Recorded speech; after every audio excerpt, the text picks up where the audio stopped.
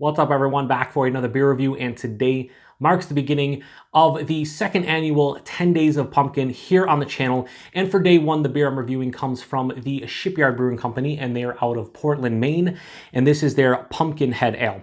So they are calling this a pumpkin beer that is brewed with what they say is a proprietary blend of spices that includes cinnamon and nutmeg, comes in at 4.5% alcohol by volume, 18 IBUs, and at the time of review, this bottle is approximately 3 months old. So last year, for the first ever 10 Days of Pumpkin, I started off day one with Pumpkin Ale from Dogfish Head, and that's because I feel that beer is a classic.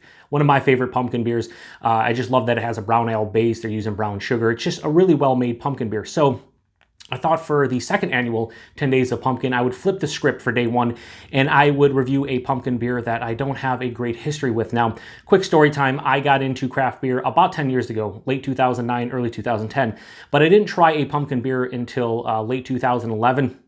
And I don't remember when I exactly had this one. It was either in 2011 or 2012, but let's just say it's been at least 7 years since I have tried this beer. And to date, this is one of my least favorite pumpkin beers of all time. Now, my palate has changed significantly in the 7+ years since I've had this one, so I thought it'd be fun to review this one on camera and see how my palate treats this one nowadays. Now, there's a lot of beers that I've been reviewing on the channel over the past 6 months, doing the whole shelfie review and whatnot, that I haven't had for 4, 5, 6, 7 years, and I try it and I go, oh man, I don't remember really enjoying this one, and then I now like it. But there's also, on the flip side of things, beers that I really did used to enjoy that I don't like as much nowadays. So I kind of wanted to face my pumpkin ale demons, so to speak. So I grabbed this one, and yeah, I just want to give it a go. I just want to see if my palate has changed at all, and well, I know it's changed, but if it's changed in a positive way for this beer. So one interesting thing about this one is that it doesn't mention that it's actually brewed with pumpkin. So I have no idea if this is actually brewed with pumpkins. It just says proprietary pumpkin spice blend. So I don't know if there's pumpkin in this one. And also on the label it says brewed by Shipyard Brewing Company, Rochester, New York. So this is probably brewed at Genesee. I don't remember if Shipyard is owned by that big conglomerate that owns Genesee, but definitely contract brewed at Genesee, not in Portland, Maine. So I found that one interesting as well. So anyway, let's crack this one open, get it into a glass, and see what we got going on. Now this is 3 months old. And that's the one issue with pumpkin beers. If you don't drink them in July, August, and even September, they're not super fresh. This one is right around 3 months old, which, you know, some of the spice probably has died out a little bit, but we'll see. Anyway, let's give this a pour. So this pours out super light, and that's what I kind of remember this one being. Now, it just... Here, the honest to God truth about this one is that when I had it, I found, to me, it didn't have much of a soul. It was kind of overly spiced, and the base beer just didn't do anything for me. That's what I remember about this one. So again, that was 7+ years ago, but I guess we'll see now. Anyway, yeah, that kind of looks like, honestly, I don't know how it's going to come off on camera, but this looks like a slightly darker, like, American Adjunct Lager. That's what it looks like, or like a Pilsner or Kolsch. It has like a really, it's pretty... You know, it has a yellow color to it, but it has a little bit of darker orange tinges in the middle. So maybe not exactly like an adjunct lager. It's probably going to look darker on camera, but it kind of looks like an adjunct lager, like a Pilsner. It had about a half finger of this bright white head. It looked relatively creamy and fluffy, but is now dissipated to nothing. So here we go. Let's get the nose. Very subtle. Not a whole lot going on, honestly. I definitely pick up nutmeg, touch of cinnamon, maybe allspice. Definitely some clove in here as well. This doesn't have a lot of sweetness to it. It honestly smells to me like a generic ale, or like maybe just like an American Pale Ale or something like that, that just has just a lot of just, I don't know, slightly bready, crackery notes to the base beer. That pumpkin spice is dominant. Yeah, really not picking up on, say, pumpkin, but you know, a lot of people when they drink pumpkin beers, they always go, oh, I can definitely smell the pumpkin. More often than not, pumpkin doesn't, at least for me, unless you roast it or the seeds or actually do something with it other than raw. Pumpkin, to me, just has like a generic earthy kind of aroma and taste to it. So it's like, I don't know.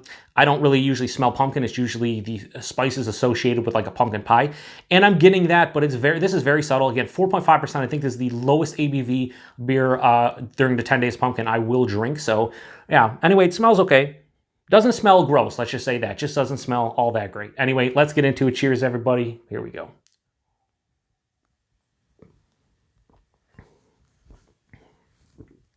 All right, first things first. I don't hate it. I don't. It's not bad at all. This is actually not bad at all. Super light, 4.5%. This drink's like higher side of light body, which is fine for the body. Mouthfeel, I thought it would be like super crisp and effervescent. Just looking at it, I'm like, all right, it's going to have a decent amount of carbonation. But it has like a nice soft smoothness to it. Not necessarily creamy, but yeah, it has a nice soft smoothness to it. There is carbonation. It's moderately carbonated. It's fine for the style, but I just thought it was going to be overly carbonated based on the look of the beer. So looks can be deceiving, right? Never judge a book by its cover. So yeah, the body and mouthfeel are proper and fine. The taste, just be honest with you, it's not bad at all. So, you know, forget everything I said in the beginning about, oh, this is my least favorite pumpkin beer to date. It's terrible. I hate it, blah, blah, blah. None of that is true anymore. Having this now, for me, I will just say, I don't want to call it boring because it's not boring. It's just everything is very nuanced and subtle. This is a very light. If you want a 4.5% drinking pumpkin ale, this is it. 4.5%. You could crush a 6-pack of this. You would not be sloshed and you would get your fill of the pumpkin spice flavor. So let's talk about the taste real quick. Right up front, there's a nice bready, almost doughy kind of like malt component to it, which is nice. It doesn't necessarily replicate a like a pumpkin pie crust or anything, but it has a nice breadiness to it. Pass through the palate. These spices come to the forefront: nutmeg, cinnamon, allspice, and clove. Those are the 4 that I'm definitely picking up on the palate. Whether or not allspice and clove are in their blend, I have no idea. They say they use cinnamon and nutmeg, definitely getting those, but the other 2 for sure for my palate, my terrible palate. It finishes definitely to the sweeter side of things. This isn't like a super sweet beer or anything, but there really is no bitterness. Pumpkin ales usually don't have any bitterness. And it has just an ever so slight dryness, and it's more of like a spicy dryness from like the cinnamon, maybe the allspice, as opposed to like a dryness just in general from the alcohol. So it has like a slight dryness to semi-dry finish, but more of a residual sweetness in the finish. Look, this is not a bad beer. I don't know why I've avoided it for 7 years. There's just so many pumpkin beers out there that I wanted to try. So I'm really happy that I revisited this one because is it anything special to me? No, this is like your, for me, average run-of-the-mill pumpkin beer, but in a good way. We'll go to price and availability after I talk about the rating, but I'll just say this about the rating and then I'll go into how I feel this beer should be placed in the pumpkin beer market because nobody cares. Rating on Shipyard's Pumpkinhead Ale. I'm going to give it, you know what? I got to be honest. I'm going to give it a 3.5 out of 5. That's way higher than I anticipated. I never go into reviews like preconceived notions of what I'm going to give a beer. In this situation, me remembering hating it, I thought I was going to give it a 3 at best if I even enjoyed it. But I got to be honest with you. This is not bad. This is actually solid. Like I said, it's an average to solid beer within the style. So yeah, I think a 3.5 out of 5 is actually worth it for this one. For me personally, now there might be a lot of people out there that hate this beer and can't stand it. There might be people that absolutely love it and give it a 5 out of 5. And I'm kind of right in between. Like it's fine. It's an average to okay solid beer. Price and availability. Price on this one at $9.49, a 6-pack in my area. So you're talking, just around, I think I paid like $1.79 for this bottle, something like that. It was super cheap. So you're talking about, $9 to $10 a 6-pack. It's fine for a pumpkin beer. It is 4.5%. So if you're one of those people that, value the ABV too, like I'm the same way in a lot of respects. If an 8% double IPA is similar in price to a 5% IPA, and I like both of them equally, I'm going to go with the 8% one. Just makes sense. So be forewarned, it's 4.5%. So, and availability, wherever Shipyard gets distribution, which is all over the place. The contract brewing this one at Jenny. I don't know what the distribution footprint is, other than I know you can see this throughout the Northeast and Mid-Atlantic. But if you get Shipyard stuff, you should see this one. So it brings me back to where would I place this one. I would place this one just like in the middle of the pack when it comes to pumpkin beers for me personally.